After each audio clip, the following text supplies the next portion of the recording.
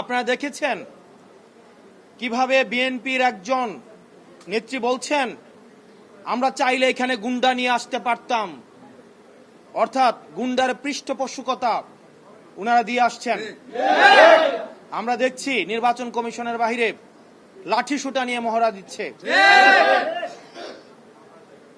নির্বাচন কমিশন, প্রধান নির্বাচন কমিশনের অফিসের যদি এই অবস্থা হয়, সারা বাংলাদেশে এই বিএনপির যারা রয়েছে এই গুন্ডাদের পৃষ্ঠপোষকতা দিচ্ছে, তারা কিভাবে ভোট কেন্দ্র দখল করবে সেটির আজকে হচ্ছে টেস্ট ম্যাচ হয়ে গিয়েছে।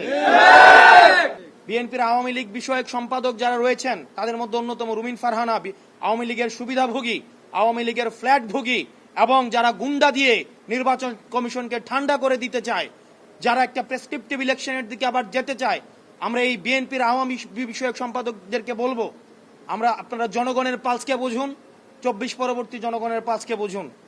আমরা এই গুন্ডার রাজনীতি আমরা ভারতে পাঠিয়ে দিয়েছি। এখন এই রুমিন ফারহানারা যদি সেটি আবার বাংলাদেশে রিহ্যাবিলিটেট করতে চায়, তাহলে হাসিনার প্রতি তাদের যে আন্তরিকতা, তাহলে হাসিনা যেখানে আছে তাদেরকেও সেখানে চলে যেতে হবে।